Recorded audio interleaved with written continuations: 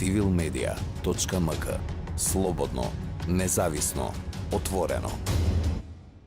Civil Press Studio dobre dojde za profesor dr. Trajan Гоцевски.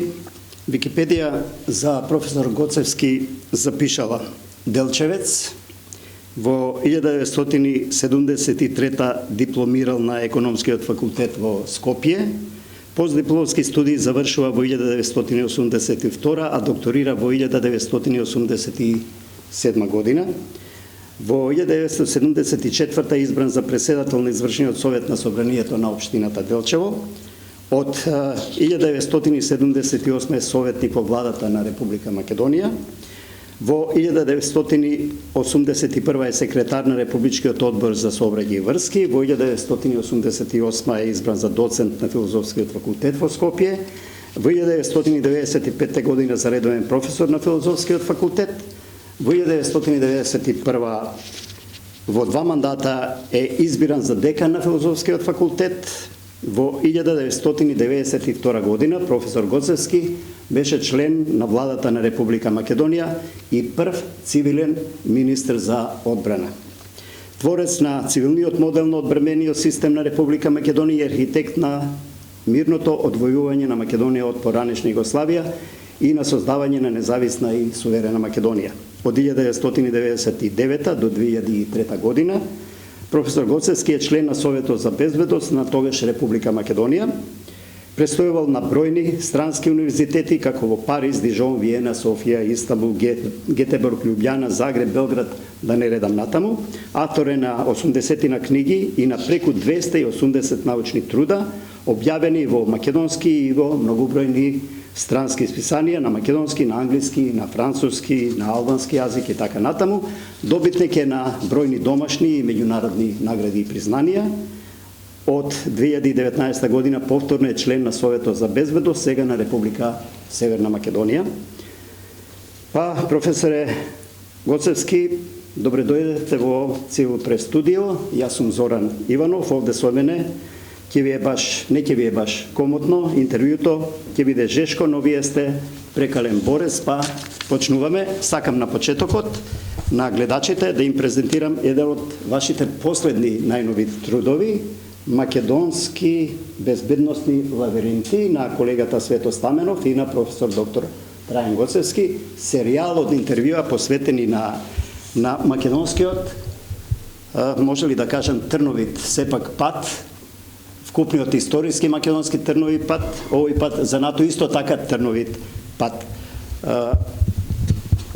За оваа книга, која е непоследен повод за нашиот разговор, јас само вртам на 351 страница и таму е од председателот, актуелниот председател на државата, на Република Северна Македонија, едно писание за ова дело, само еден цитат: само за оние кои не ги знаат премрежињата на развојниот пат на македонската држава, може да биде чудно како е можно во 2018 година, например, да биде еднакво актуелно нашето зачленување во НАТО, алијансата, како и 15 години, само секунда, пред тоа или нешто непосредно, или нашето непосредно обкружување кое во 2017 година има толку многу сличности со раните 90-ти години на минатиот век, во средината на последната серија крвави балкански војни, констатира господин Стево Пендаровски.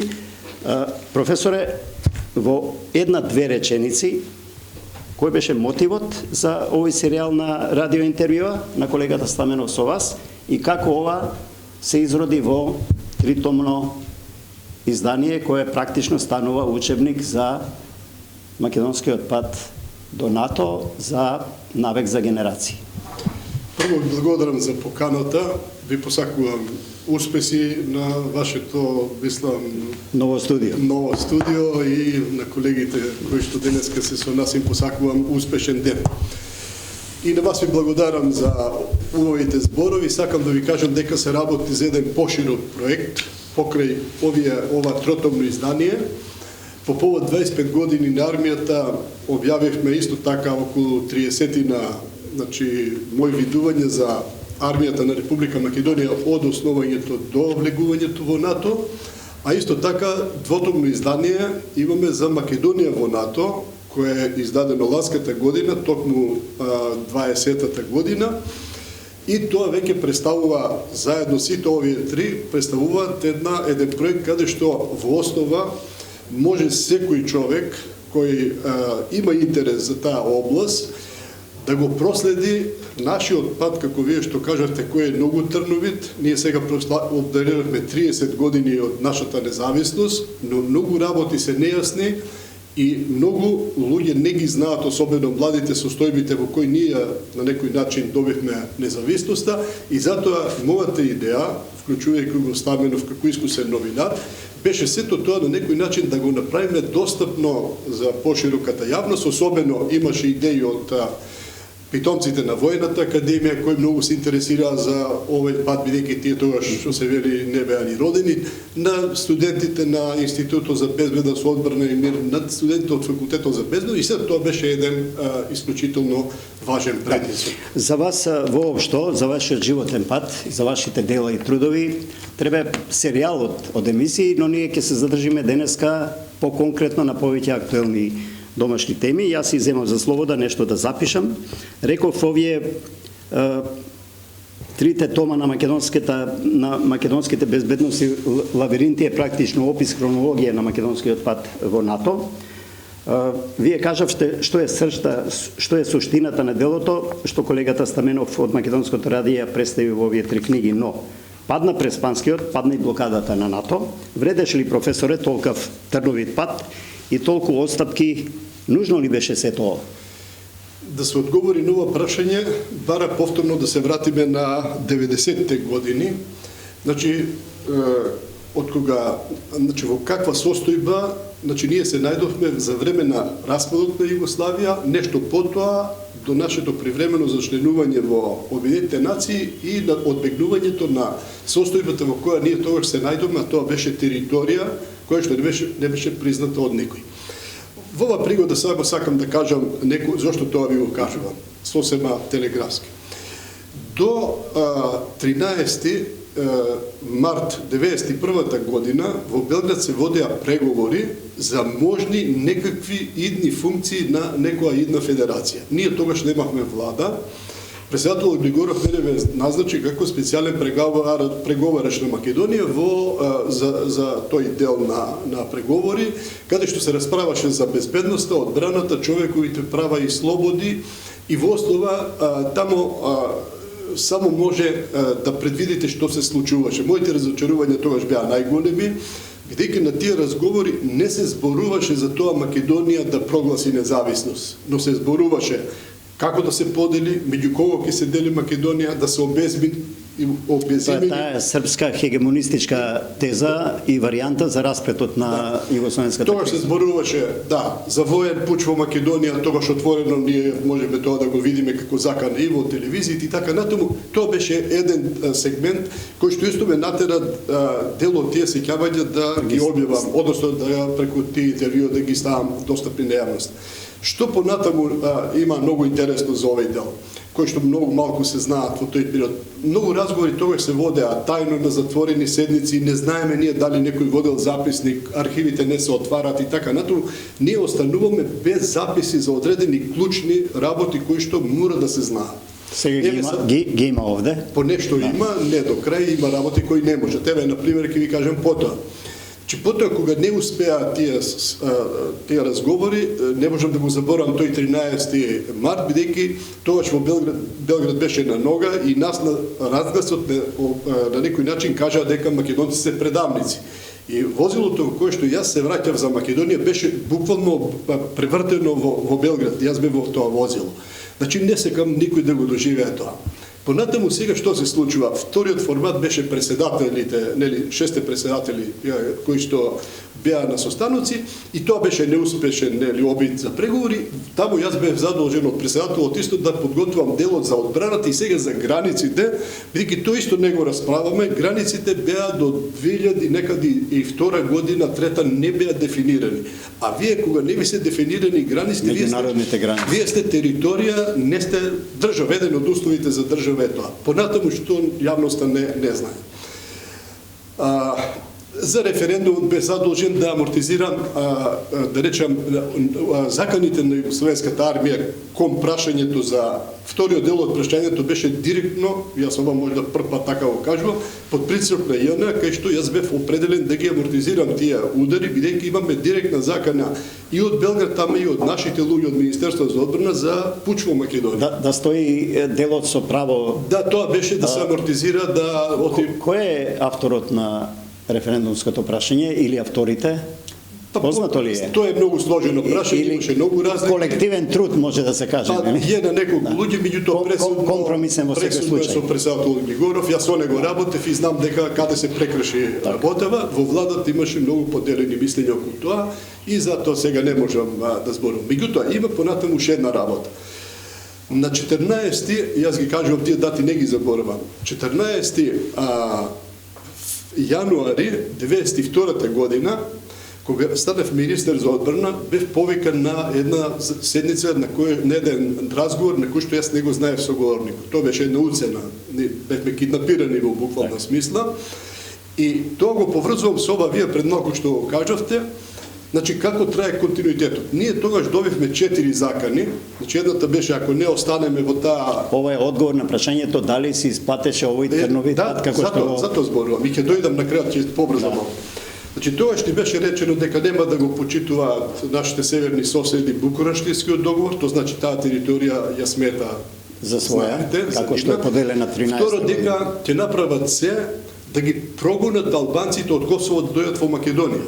Пазете, тоа се случи 99 да направат криза. Да. Третата работа беше дека не ја признаваат нашата црква, нема да ни ја признаат. До денеска ние имаме тој. И второ и четврто беше границите. Уцена до уцена. Да, значи 4 работи кои што јас потоа знам и во кој објект каде бев и така натаму, значи тој разговор се обави, потоа разбрав во една зграда на Светинам во Охрид, ние во хеликоптер бевме однесени таму. И сега одиме понатаму. Кога дојдовме со референдум кога прогласиме независна држава, Сайрус Венс и Лорд Овент велат каква независна држава со туѓа војска. ЈНА беше на наша територија со 30 до 36.000 војници од последниот до командантот на воената област. Скопје центарот на петата армиска област. На третата воена област. Јас добив задача да го надминам тој случај, бидејќи ако не формиравме наша армија и не иселевме туѓата армија, велат каква независност ја барате. Че ние беме прогласени независност, но никој не признаваш. Знаете, тие работи почнаа, се завршија успешно, сега нема време да објавам. Меѓутоа, се заврши и таа работа и кога кажавме дека тоа е на 9 мај кога објавивме нашата војска, нели председател Глигоров, кога дадоа првата свечена обврска нашите војници, ние од следниот ден имавме регуларна војска, а следниот ден се отпише Југославија како држава, ние многу луѓе велат дека е работено на памет. Значи ништо не е работено на памет. Ние на 10 моравме да имаме собствена армија и ние на 10 мај имавме собствена армија. Ама кога се заврши, кога тоа го кажавме, тогаш рекоа не сте членка на Обединетите нации. Почнаа преговорите со името, со другите работи и така натаму, ние стигнавме до времената спогодба. Се враќам на предходниот договор. Лисабон се случи пред тоа 92 година, името ни го избриша, напори за враќање, па 93-та за вие ги знаете тие работи. Светската асамблеја, да. Но што ви е зборот? Со помош на Соединетите американски држави и на Англија, нивната дипломатија, особено англиска дипломатија и на други пријателски земји, се дојде до времената спогодба со Грција, ама нас ни беше речено, мора да ја надминеме ситуацијата дека сме недефинирана територија и затоа бевме запишани под времената и фактички сега преспанската не само спогодба... поради тоа и поради притисокот негирањето од страна на Грција за името. Да. Значи, преспанската спогодба не е договор, тоа е спогодба, е продолжување на времената спогодба од 95-та година и во основа, ако се убав, ако некој е добар аналитичар и убаво се читаат работите, ќе видите дека во основа еден најголем дел, значи тоа е надоградба фактички на таа спогодба и сега што е преспанскиот договор за нас значен, повторно не ги објаснуваме добро работите на јавност. Првото и клучно прашање со преспанскиот договор ние постигнавме, значи услови да бидеме запишани како редовна држава членка на Обединетите нации и да станеме член на колективниот систем за безбедност на Обединетите нации.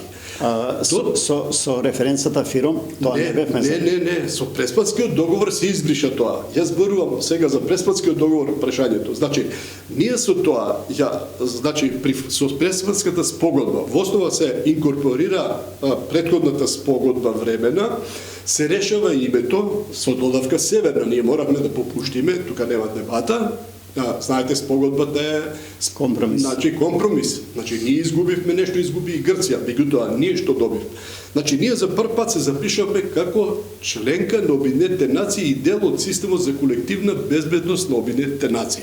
Тоа е големата... Да ми биде и мене јасно. Пред тоа не бевме запишени како членка на Обединетите нации во рамките на тој безбедносен колективитет што го обезбедува ООН со ФИРОМ? Ние бевме привремено регистрирани, запишени во регистарот на Обединетите нации. Така.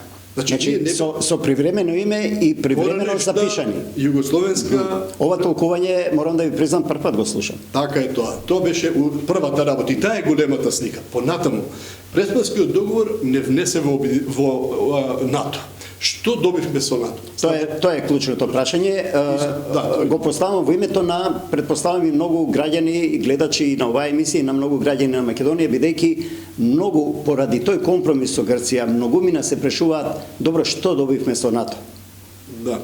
Сега да завршам со ова и ќе продолжам. Со влегувањето во НАТО, значи ние сега го забетониравме територијалниот интегритет, сувереноста и независноста на Република Македонија. Тоа е втората голема стvar. Тој нели беше забетониран со Довлегувањето во НАТО, а и довлегувањето во Обединетите нации во НАТО, тоа беше дискутабилна категорија. Ние мислевме дека да сме, ама тие околу нас велеа не.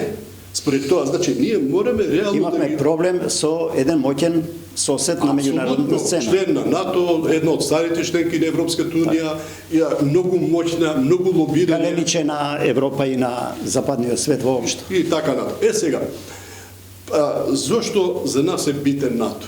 Значи, ние фактички на долга патека ја стабилизиравме, значи, општата безбедносна состојба на Република Македонија, станавме дел од колективитет кој што опфаќа 1 милиарда луѓе во делот на Евроатлантската зона и ние денеска рамо до рамо со 30 држави согласно член 5 од Вашингтонскиот договор сме под чадор, значи под безбедносен чадор, каде што било каков напад од надвор од некого или обиди за дестабилизација, значи дека тоа го чинат на сите 30 Професоре, члени. јас малку повеќе дневно политички ги гледам работите и така и ќе ве насочувам, ќе простите, но вие сте жива историја и кај вас има капацитет за бројни емисии, ако дозволите натаму ќе видиме, нели, ако бидат љубезни од цивил.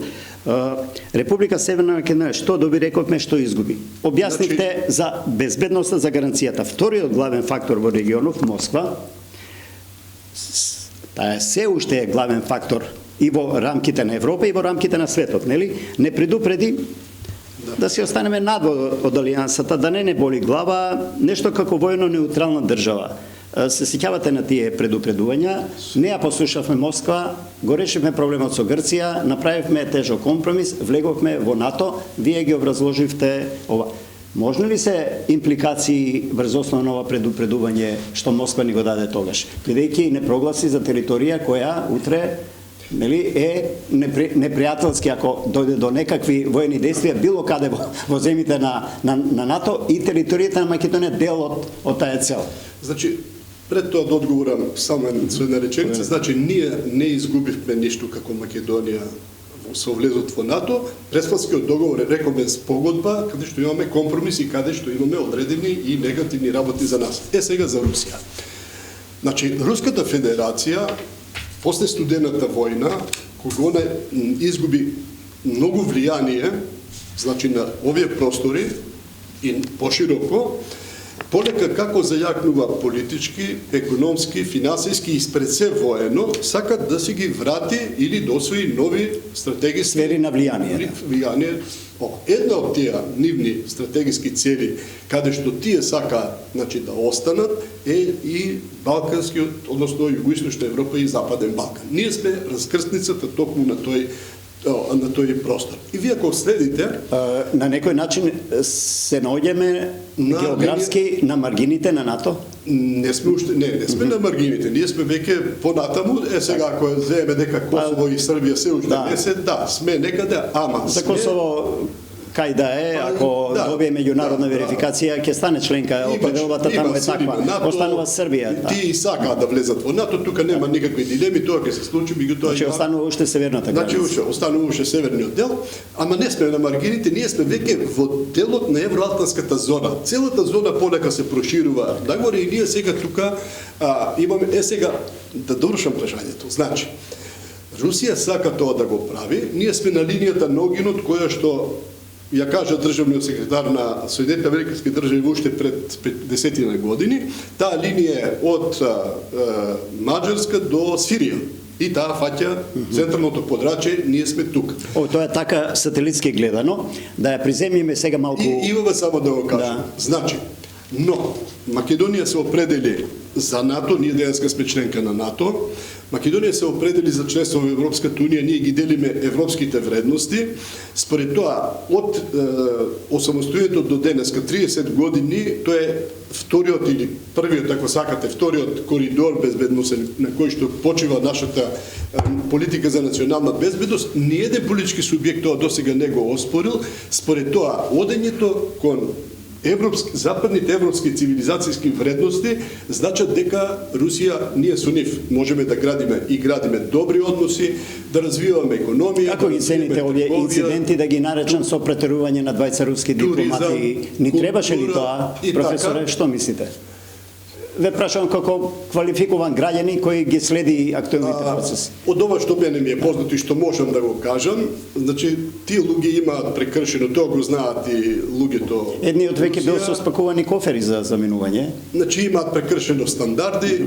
Од друга страна, ние малку се однесуваме несериозно, бидејќи Москва е исто еден од центрите на моќ во светот, ние тоа не можеме да го забораваме.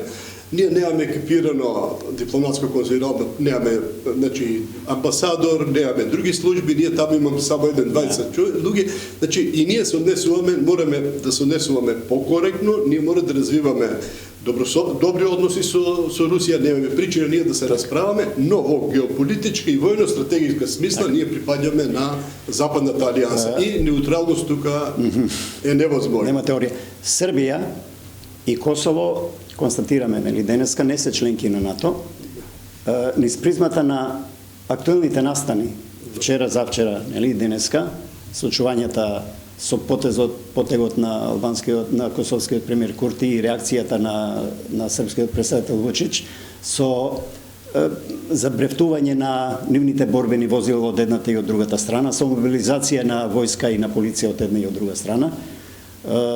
Македонија држава членка на НАТО, безбедна ли е? Македонија во ова сегашна состојба, во овој момент треба се чувствува безбедно. Македонските граѓани треба да бидат убедени дека ние сме дел и од силите на НАТО на Косово. Ние со Косово имаме сега за сега многу коректни односи. Тие односи се на дневна основа, да речам, одвиваат. И мислам дека нема проценка дека ваквата состојба може да ескалира и преку границата. Но да не бидеме наивни. Сакам, јас имав вчера еден статус и сакам малку од него да кажам една работа. Неколку пати, забавувајќи ги евроатлантските интеграции, особено во Европската Унија, напомнував, тоа го кажував официјално, сега не можам да зборувам и на други седници и така натаму, дека влечењето на тој процес создава простор за по-екстремните, одnosno да речам ултранационалистичките сили на целиот овој простор на Западен Балкан, и тоа ме загрижува. Оваквата состојба дава шанса на нив. И втората работа е поопасна, за која што синоќ малку ја коментирав, е тоа што се случува процес на милитаризација. Овој регион, почнувајќи од Хрватска, па понатаму Србија веќе воено доста зајакна. Бугарија се зајакнува исто така доста. Грција се зајакнува воено. Добро, но спомнувате земји членки на НАТО и терминот милитаризација, нели е тоа во рамките на алијансата? Имат ли договори колку капацитети и какви да развиват, со која технологија или Има Или секоја земја и посебно Посебно си има си своја- гази поради своите околности. Да, ние имаме декларирано. Излегува дека НАТО не е баш некаква гаранција тогаш, или? Не, е гаранција. НАТО досега не дозволи меѓу членки, ние знаеме дека Грција, Турција Успеа да ги смири, барем на подол крок. НАТО има капацитет да преговара, да изнајдува решение. После секакви такви кризи НАТО испаѓа победен и посилен. Еве се наметнува сега, Зборот ми беше за Косово. И сега таа милитаризација води кон балканизација. Балканот е секој пат посега по оружје, посега по други работи. Затоа мене ме загрижува состојбата меѓу соседна Србија и соседно Косово. Ние не можеме да бидеме наивни, значи безбедносните појави се преливаат во регионот по системот на сврзани садови. Од тука значи мора сето тоа многу будно да се следи, да помагаме сите кај што можеме да се смират состојбите, за да може јас кога беше за признавањето на Косово имам кажано една работа која што да речеме можеби некои ја оценија како недобро. Например, нам што ни одговара кој е нашето да речем нашиот интерес како држава. Значи стабилно Косово, политички стабилно, безбедно, економски просперитетно, значи Косово кое што ќе си ја земе целиот капацитет на управување со, нели, Со еден збор, низ призмата на овие настани Белград, Приштина, имаме ли ние капацитет да ја зачуваме таа безбедност како гаранција за која вие велите дека можеме да треба да се следи, треба нели да се биде ревносен и така натаму, го имаме ли капацитет за тоа? Имаме ли инсталации, информации и така натаму што се случува за да можат навремено да се носат некакви одлуки? Апсолутно, значи држава е подготвена. Нашите служби има капацитет. Сакам да го оставам професоре. Бил нереален да кажам дека ние имаме капацитет да отвараме војни и така натаму. Сигурно не сме ни Британија ни Франција. Зборувам за наши околности и македонски и за регионалните. Ние како членка на НАТО и со нашите стратешки партнери можеме да си ја зачуваме нашата национална безбедност. Сакам за подолу да го оставам прашањето околу случувањата и судирот натре во НАТО. Видовме што се случува со Париз и Вашингтон и со Австралија и подморниците 400 милиони долари се разјадували, сепак НАТО од натре и по линијата на стандардите на доктрината на НАТО. Една Франција, значи, ги повлекува своите дипломати од Вашингтон и од Австралија за да каже дека не се согласува со таа политика, дали бизнисот може да го растури условно да речем НАТО. Видите, не во оваа фаза не. И овие како се одвиваат работите, ако ги гледаме, новиот стратешки концепт НАТО 2030 година, ако се добро анализира, ќе видиме дека и се тоа сега што се случува е во рамките на еден дел од заклучоците од тој концепт кој треба да се усвои сега следниот пат, бидејќи беше расправа на последниот самит во Брисел. А тоа е во рамките на тоа како НАТО ќе се однесува Но не го слушнавме се уште ставот на централата на НАТО во Брисел. Столтенберг нешто замолча. Дали сега се гледа, професоре, причината зошто Британското кралство ја напушти Европската унија? Второто објаснување требаше да биде на таа релација. Значи, ако се анализираат, значи тие глобални играчи и односи, затоа имам широко зборувано и во некои од интервјуата, дека и ние тоа не го анализиравме и тоа исто е една од нашите празнини. Што значи излегувањето на Англија од Европската унија? Излегувањето од Европската унија на Англија, тоа даде простор на Франција да биде едина земја во Европската унија која што има нуклеарно оружје, бидејќи Германија нема, и второ да биде едина членка, постојана членка на Обединетите нации, каде што механизмите на својата безбедност, значи може да ги од тука Франција сега право на вето.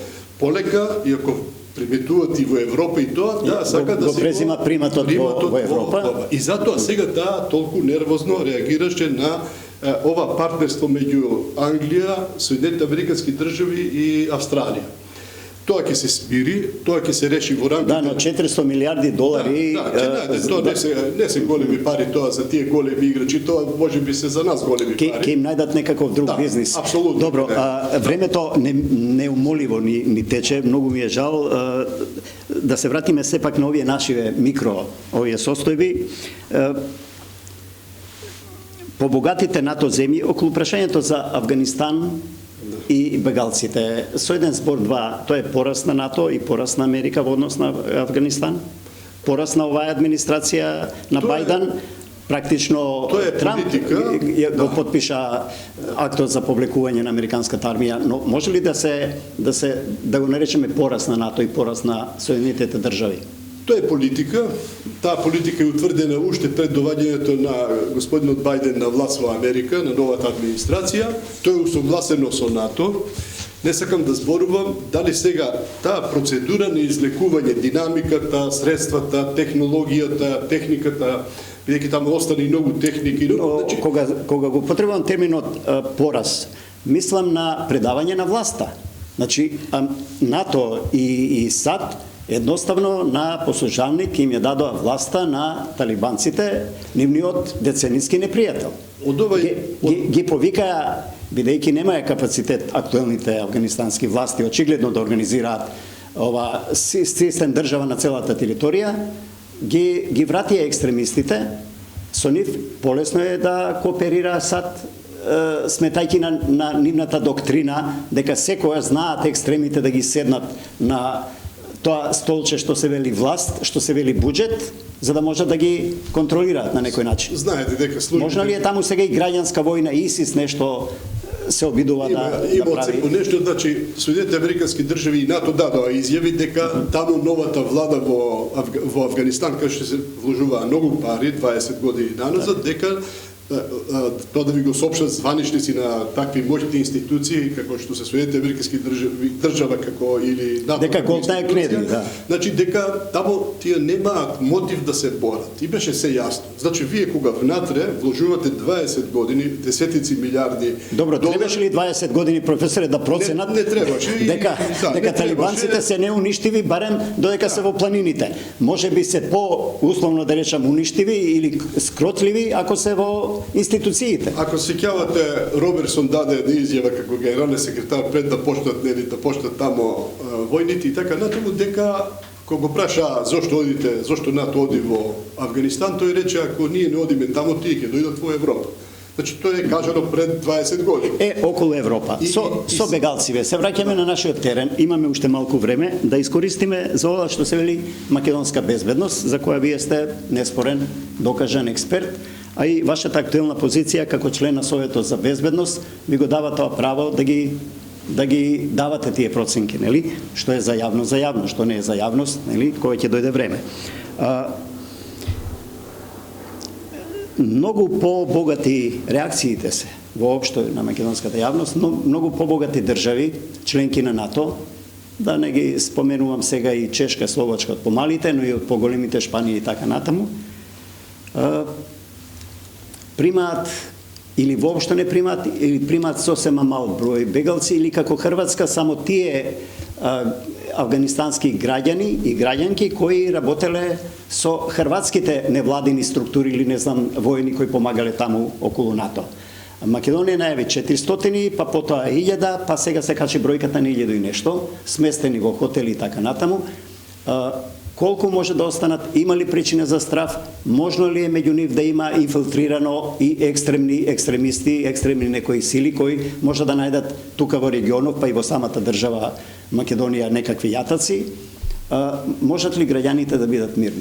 Која е вашата оценка, анализа и порак? Прво, ова е комплексно прашање и јас кратко ќе настојувам да одговорам. Само да подсетам за гледачите, и на оваа тема и Советот за безбедност неодамна расправаше кај председателот на државата и ми се чини за прв пат од вашите седници кабинетот на председателот излезе со соопштение, а не со жива изјава на председателот.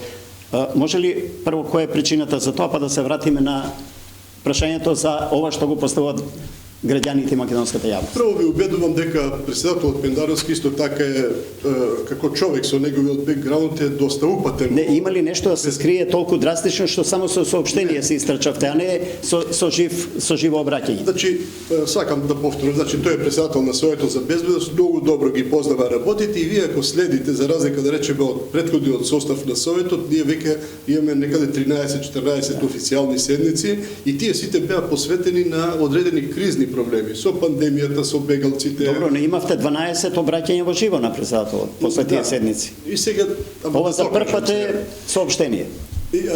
Праксата секаде во свет е, бидејќи ние денеска живееме во едно време, така било и порано, каде што има многу информации кои се класифицирани. Да, но кога нас како јавност ќе не навикнете на еден дизајн на соопштение, кога тоа ќе го пресечете, сомнежите се, нели тука на маса. Може би така има има некоја перцепција, ама сакам да ви кажам, реалноста не е таква, значи таму се исклучително темелно расправаше 4-5 часа за тоа прашање, беа согледани сите состојби, што се оценките, накратко што можам да кажам. А инаку да ви кажам, значи, обично од такви седници не може, бидејќи еден добар дел од информациите се класифицирани, може да направат проблеми во НАТО, ние сме членка на НАТО, ние имаме Добро, го чекаме вашиот одговор да видиме дали ќе ги вознемириме или ќе ги смириме македонските граѓани. Во таа смисла е нашите граѓани треба да бидат спокојни во тој дел, заради следните работи. Прво, добро е што Република Македонија, значи, се одлучи да прифати еден број од тие граѓани, луѓе на Афганистан, бидејќи Македонија беше 19 години, значи нашите мировници во седници, ние имаме преку близу 3.600 во сите тие ротации луѓе кои поминаа во Афганистан. Според тоа тамо ним им помагале афганистански невладени, владени, државни, какви организации и така натаму, и тоа сега и во рамките на НАТО, но и во рамките на американските сили, во рамките на турските сили, во рамките на други.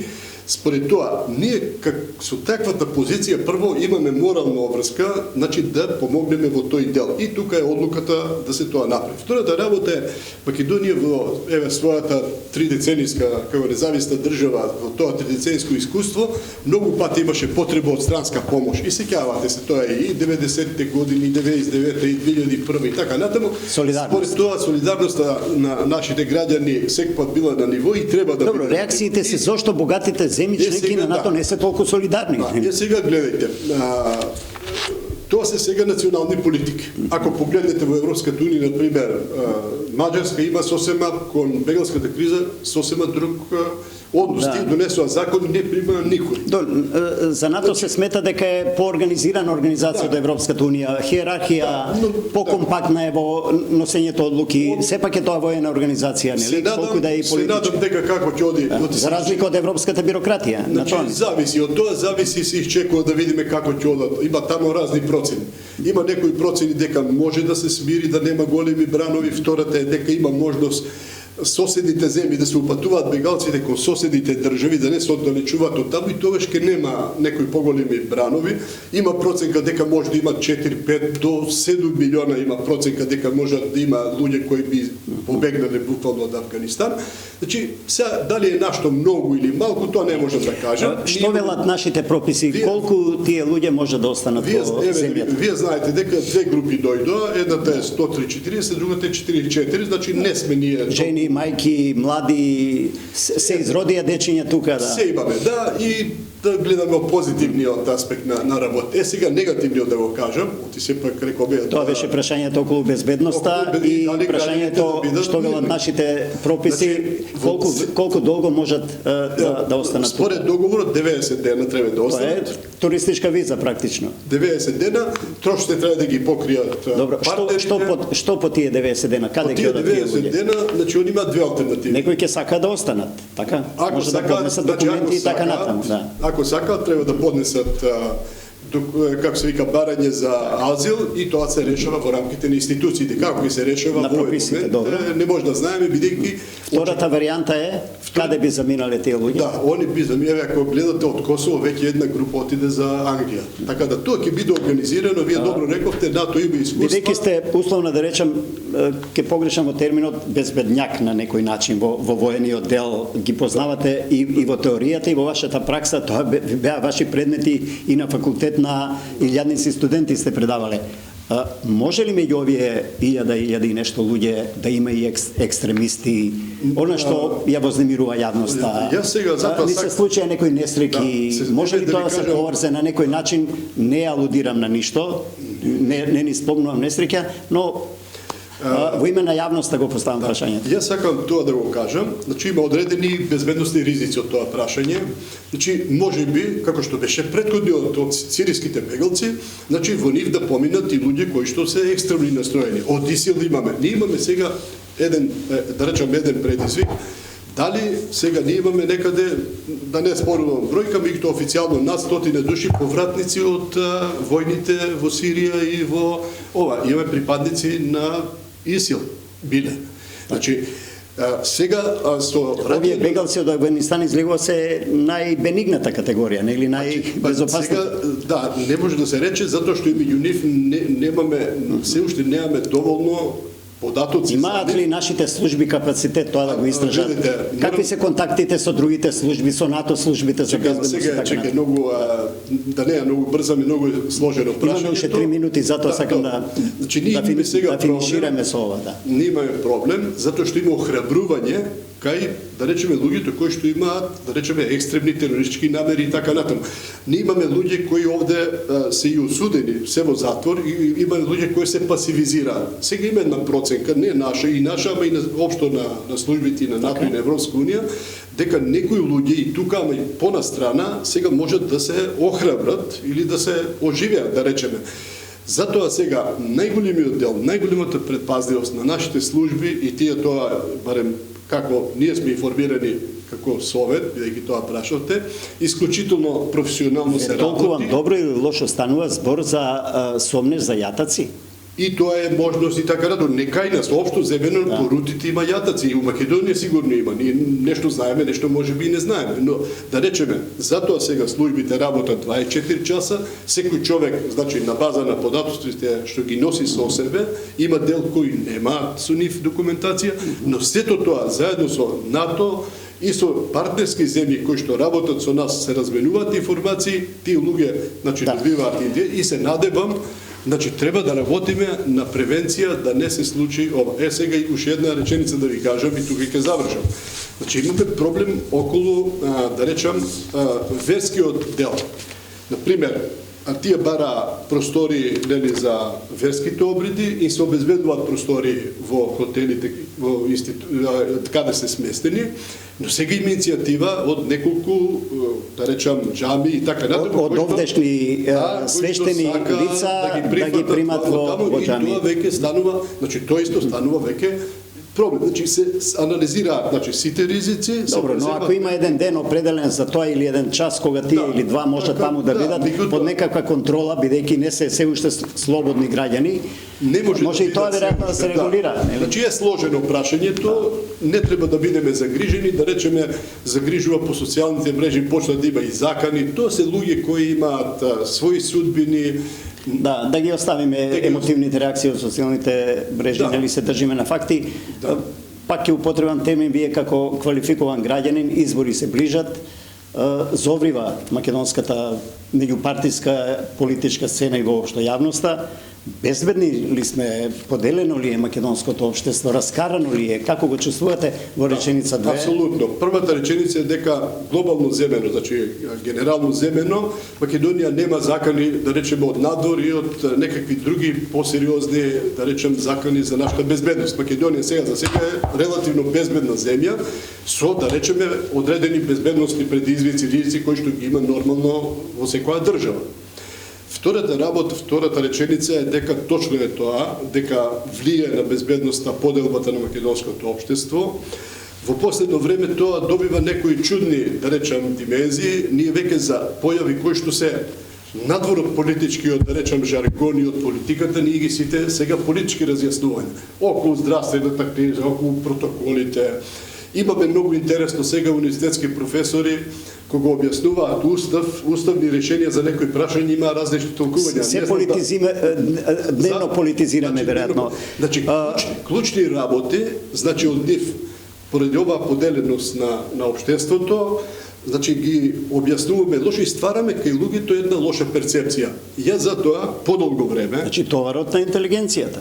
и товарот некои се повлекоа луѓе, некои се приклонија кон политичките партии, тоа е легално, ама да речеме вие ако сте стручник за нешто, ако е таа појава таква и таква, треба да ја објасните така. Ако уставот рекол дека мандатарот одговара за министрите, значи вие така треба да Добро, го но објасните. општо е расширено дека доколку па не припаѓа на некоја политичка опција, Па, не тешко може, може да. да гласот да му се слушне или некаква За жал, позиција. Тоа е така, ама треба да се избори, треба поголема, значи да настапи демократизација во општеството, е тоа стално како порака еве и денес. Прво партиите да се демократизираат малку, па потоа и општеството. Промените, јас тоа сум кажал пред 6 години, оттамо треба да почнат промените и модернизацијата. Треба да се направи национален консенсус околу државните национални можеме ли? интереси. Па мислам дека можеме, ама тој процес Па ние спор. едва и во НАТО се истуркавме со, Да не- со, да. со за среќа консултативен референдум. Значи можеме ли? Значи ако НАТО ни беше стратешка цел, а имаше таква поделеност, Да. толку Да. клипови, толку контра, толку забавување на процесот, да не се постигне договорот, не знам која ни е перспективата. Една моја исповед. Искрено сметав дека со промената на лидерите во политичките партии во последно време, дека доваѓаат помлади луѓе, мислам образовани луѓе, растени во една демократија. Професоре, и до сега имавме млади луѓе на челни позиции, но да видиме, Нови луѓе. да се надеваме дека ќе биде подобро. Јас И очекува побрзо да настане тоа, да речам, национално обединување за клучните прашања. А потоа има место и за партиските интереси, и за домашните, и за личните и така и натаму. за борба за буџетот. За жал не се случува тоа така брзо, меѓутоа во општеството, вие знаете, сте искусен новинар, во општеството тие процеси малку траат подолго. Убеден сум дека Македонија има кадри, има капацитет, сега со зачленувањето, сега со запишувањето редовно во Обединетите нации, со приемот во НАТО, се надевам дека ќе се откочат и преговорите со Бугарија, тоа не може долго да трае, бидејќи веќе тоа станува бреме и за самата Бугарија. Проблеми историјата не се менуваат на станите, никој не може да ги промени, може да се толкуваат секако, сигурно ќе се најде И компромис. мислам дека Македонија одбра вистински, да речем, пат, тој треба да го изодиме, треба сите да се залагаме тоа да го направиме и како заклучок, секој граѓанин веќе во Македонија треба да свати дека државата е да имате голема привилегија, секој треба да вложи нешто од себе за државата, колку И повеќе. државата да враќа на своите Тоа граѓани. државата секако да враќа на граѓаните. Професор доктор Трајан Гоцевски, ви благодарам. Во името на Цивил Прес студио. Ви благодарам и на вас, може би некои работи не можехме да ги пообјасниме повеќе, но времето е такво. Студиото ќе биде отворено за вас. Ви благодарам. civilmedia.mk. Слободно, независно, отворено.